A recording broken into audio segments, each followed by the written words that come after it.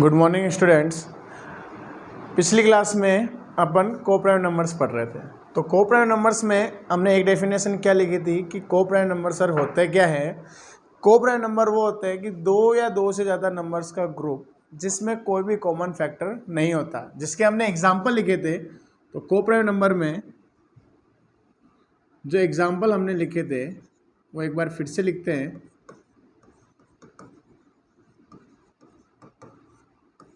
तो वो एग्जाम्पल हमने लिखे थे 1,2, 2,3, 3,5, 5,7 सोन। तो ये अपने पास नंबर हो गए कोप्राइम नंबर्स। अब इन कोप्राइम नंबर्स की मैंने कहा था कि एक दो डेफिनेशन और लिखते हैं कि जिससे हम इसको आसानी से समझ सकें।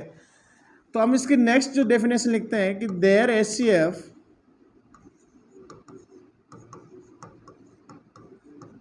इज 1, कि जो भी कोप्राइम नंबर्स होंगे अगर हमने उनको ले लिया तो उनका जब एचसीएफ फाइंड करते हैं हाईएस्ट कॉमन फैक्टर इज 1, क्योंकि उनका कोई कॉमन फैक्टर ही नहीं है। तो इसका मतलब कोप्राइम नंबर्स का एचसीएफ क्या होता है, 1 होता है। और ये आपका क्वेश्चन पूछा जाता है एमसीक्यूज में कि अगर दो नंबर दे दिए हमने, मैंने कहा कि दो कोप्राइम नंबर का what is the HCF of to consecutive coprime numbers, तो हम उसमें कहेंगे कि एचसीएफ इज 1। या फिर इसकी एक डेफिनेशन और लिखे अगर अपन, तो इसमें डेफिनेशन में क्या आएगा कि when we right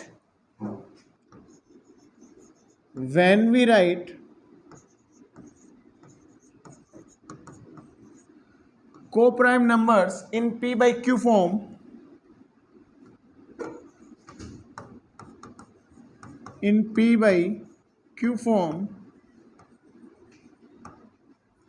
then it is the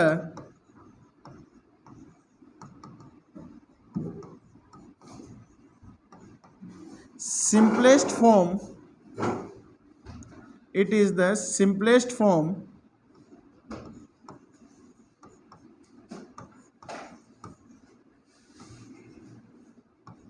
of rational number।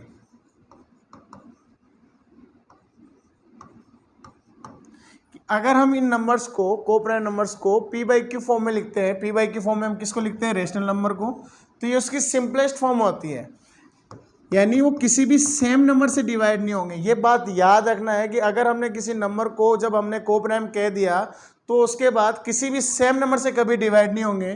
जैसे हमने एग्जांपल लिया 2/3, तो 2/3 है तो 2 से डिवाइड हो सकता है, 3 से डिवाइड हो सकता है। तो ये अपने पास कोप्राइम नंबर हो गए। इसकी हमने 3 डेफिनेशन से एक्सप्लेन कर दिया कि कोप्राइम नंबर कौन से, एक ग्रुप ऑफ 2 और more than 2 numbers they can not have a common factor. उसके बाद में हमने लिखा कि जो कोप्राइम नंबर होंगे उनका एचसीएफ 1 होता है, हाईएस्ट कॉमन फैक्टर 1 होता है, क्योंकि उनमें कोई भी कॉमन नंबर होता ही नहीं है। फिर हमने और एक्सप्लेन किया आगे, अभी भी समझ में नहीं आया तो हमने एक और एक्सप्लेन किया कि when we write in P by Q form then it is the simplest form of rational number. P by Q form में लिखा तो वो रेशनल नंबर बने, और अगर रेशनल नंबर बन गए तो वो सिंपलेस्ट फॉर्म होगी, यानी वो किसी भी सेम नंबर से डिवाइड होंगे ही नहीं। इससे आगे हम सोल्व कर ही नहीं सकते। तो वो नंबर कौन से होंगे अपने पास, कोप्राइम नंबर, जो कि मेन इंपॉर्टेंट टॉपिक है अपना। इसमें और एग्जाम्पल लिखे 1/2, 3/4, 4/5 आर द कोप्राइम नंबर। अब इनको याद रखना है, इसके लिए इंपॉर्टेंट क्यों है ये, इसलिए इंपॉर्टेंट इसलिए है क्योंकि जब तुम्हारे पास हम प्रूव करेंगे कि prove that √2 is irrational, √3 is irrational, एक क्वेश्चन कंफर्म आता है, एक नंबर कंफर्म आता है अपने पास कि √2 √3 को इरेशनल प्रूव करना होता है। तो √2 और √3 को जब इरेशनल प्रूव करना होता है यहाँ पे, तो हमें किसकी हेल्प लेनी होती है, कोप्राइम नंबर्स की हेल्प लेनी होती है। कि हम उसमें एज्यूम करना होगा कि अगर कोई नंबर इरेशनल है तो हम डायरेक्ट तो कह नहीं सकते उसको इरेशनल, तो हम उसको सबसे पहले एज्यूम करते हैं कि let's assume √2 is rational number. अगर रेशनल नंबर है तो उसको हम किस फॉर्म में लिखेंगे, P by Q फॉर्म में। तब हम वहाँ पे कहेंगे कि that number are in coprime numbers. फिर आगे चलते हैं अपन नंबर्स में। तो आगे अपने पास आता है इवन नंबर। नेक्स्ट जो नंबर आते हैं वो अपने पास आते हैं इवन नंबर।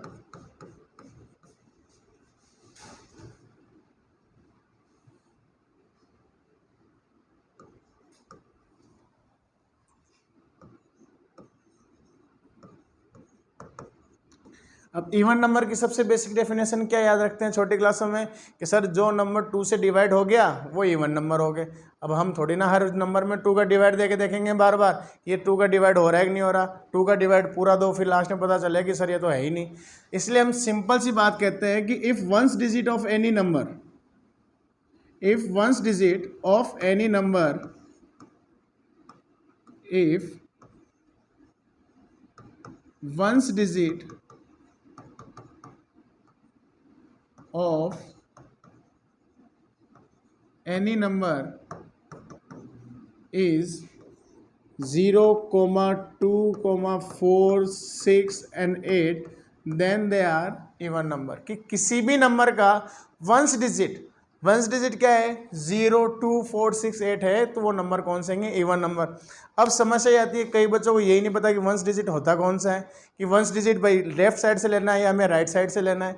तो वंस डिजिट के लिए हम कहते हैं कि जैसे हमने कोई भी एग्जांपल लिखा 582, अब कई बच्चे तो इसको वंस डिजिट लेके चलते हैं, लेकिन वंस डिजिट कौन सा होता है कि जो राइट हैंड साइड से जो फर्स्ट डिजिट होता है उसको हम कहते हैं वंस डिजिट।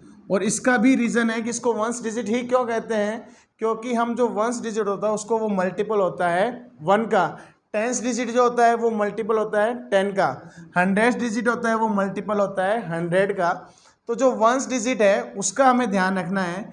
अगर वो वंस डिजिट 0, 2, 4, 6, 8 है तो वो हो गया अपने पास इवन नंबर। और एग्जांपल लेते हैं इसके,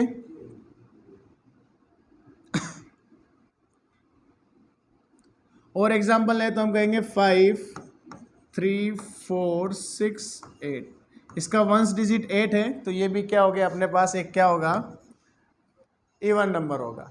नेक्स्ट इसके बाद नेक्स्ट आया अपने पास ओड नंबर। ओड नंबर कौन से होंगे कि if ones digit of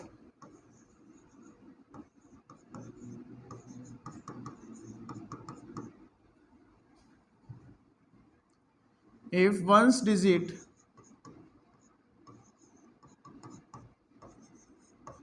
of number is 1, 3, 5, 7 and 9 तो ये नंबर कौन से होंगे अपने पास ओड नंबर होंगे। इसका एग्जांपल देखें, अगर इसका एग्जांपल अपने पास आएगा जैसे हमने लिखा 2, 8, 9, वंस डिजिट 9 है तो ये हमारे पास ये ओड नंबर है। 5, 6, 7, 4, 3 इसका वंस डिजिट 3 है तो ये भी हमारे पास क्या है एक ओड नंबर है। तो अब यहाँ तक आके हमारे पास नंबर कंप्लीट हुए। एक हम क्विक रिव्यू लेते हैं कि हमने पास नंबर में क्या क्या पढ़ा। तो हमने कहा कि सर सबसे पहले हमने पढ़ा नेचुरल नंबर। नेचुरल नंबर कहाँ से कहाँ तक हुए 1 to इन्फाइनाइट नेचुरल नंबर हुए। फिर हमने कहा उससे आगे कौन से है होल नंबर के, हमने 0 इंक्लूड कर दिया तो वो होल नंबर हो गए।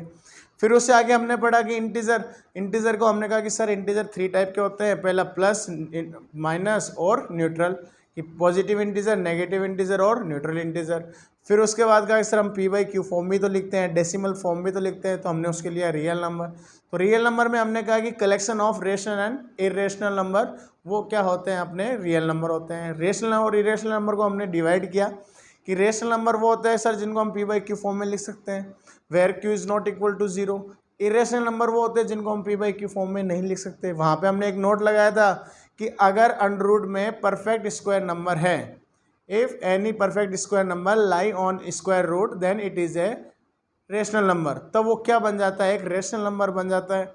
फिर उसके बाद हमने कहा कि डेसिमल एक्सपेंशन में सर डेसिमल एक्सपेंशन में हमने 2 पार्ट किए, टर्मिनेटिंग और नॉन टर्मिनेटिंग। टर्मिनेटिंग में हमने कहा कि अगर कोई भी डिवाइड कंप्लीट डिवाइड हो रहा है, कंप्लीटली डिवाइड हो रहा है, इस means remainder becomes 0 then the number divide is terminating, और टर्मिनेटिंग है तो वो नंबर कौन से हो जाएंगे अपने पास रेशनल नंबर हो जाएंगे।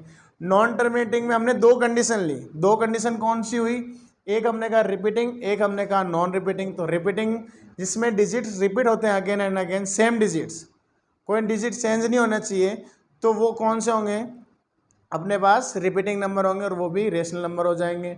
फिर हमने कहा नॉन रिपीटिंग, तो नॉन रिपीटिंग में हमने कहा कि अगर कोई भी सेम डिजिट बार बार रिपीट नहीं होते, सेम डिजिट और ग्रुप ऑफ डिजिट, तो वो क्या हो जाएंगे अपने पास, नॉन रिपीटिंग। फिर हमने पढ़ा प्राइम नंबर, कंपोजिट नंबर, को प्राइम नंबर। तो प्राइम नंबर में हमने कहा कि वो सिर्फ खुद से डिवाइड होते हैं, किसी दूसरे नंबर से डिवाइड नहीं होते। कंपोजिट नंबर में कहा कि हमने कि सर कि कंपोजिट नंबर वो होते हैं जो खुद के साथ साथ दूसरे नंबर से भी डिवाइड हो। फिर हमने को प्राइम नंबर पढ़े कि सर ग्रुप ऑफ 2 और more than 2 number they have no common factor, कि उनका कोई भी कॉमन फैक्टर नहीं होता, उनका HCF 1 होता है। फिर हमने कहा कि जब हम उनको P/Q फॉर्म में लिखते हैं तो अपने पास क्या होते हैं, सिंपलेस्ट फॉर्म होती है रेशनल नंबर की। फिर हमने इवन और पढ़ा। तो इवन में हमने क्या समझा कि सर इवन तो वो होते हैं कि जिसका वंस डिजिट 0 2 4 6 8 हो। ओड क्या हुआ कि जिसका वंस डिजिट 1 3 5 7 9 हो। तो ये अपनी काउंटिंग और नंबर्स कंप्लीट हुए। अब इनके बाद जो अपने पास जो नेक्स्ट अब स्टार्ट होता है वो अपने पास चैप्टर है। अब चैप्टर स्टार्ट होता है तो चैप्टर में सबसे मेन चीज़ क्या आती है, लेमा और एल्गोरिथम। जो अब चैप्टर स्टार्ट करते हैं, अब चैप्टर से रिलेटेड इस चैप्टर में जो मेन वर्ड आता है वो आता है एक तो लेमा, एक आता है अपने पास एल्गोरिथम। अगर चैप्टर पढ़ रहे हैं तो हमें ये पता होना चाहिए कि लेमा और एल्गोरिथम क्या होते हैं।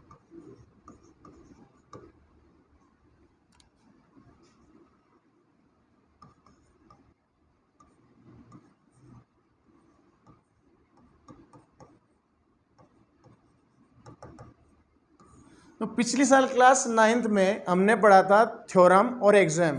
तो एक्सोएम में हमने क्या कहा था कि ऑलरेडी प्रूव्ड स्टेटमेंट। एक्सोएम में हमने कहा कि सर जो पहले से प्रूव्ड स्टेटमेंट हैं उनको तो हमने कहा एक्सोएम, और थ्योरम में हमने क्या कहा कि एक्सोएम की हेल्प से हम जिसको प्रूव कर रहे हैं स्टेप बाय स्टेप, वो हो गया अपने पास थ्योरम।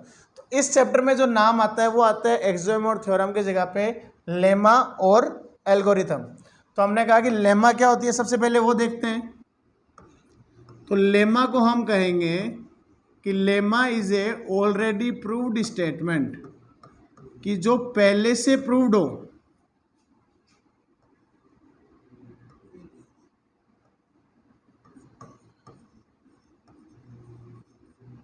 ऑलरेडी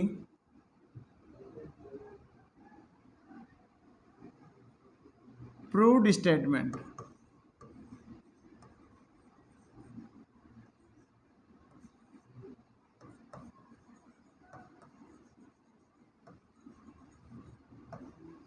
तो जो पहले से प्रूव होते हैं वो तो होते हैं लेमा।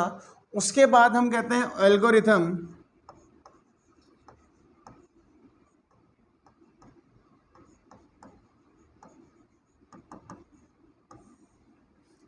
तो एल्गोरिथम क्या होती है, एल्गोरिथम अपने पास होती है कि जिनको हम स्टेप बाय स्टेप सॉल्व करते हैं। तो एल्गोरिथम होती हैं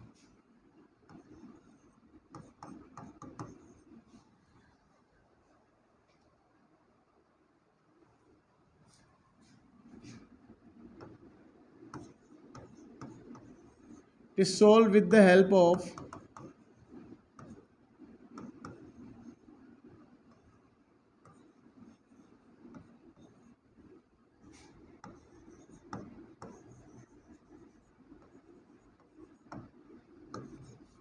ये किसकी हेल्प से सोल्व होती है, लेमा की हेल्प से सोल्व होती है। और इसमें क्या कहते हैं, इट इज प्रूव्ड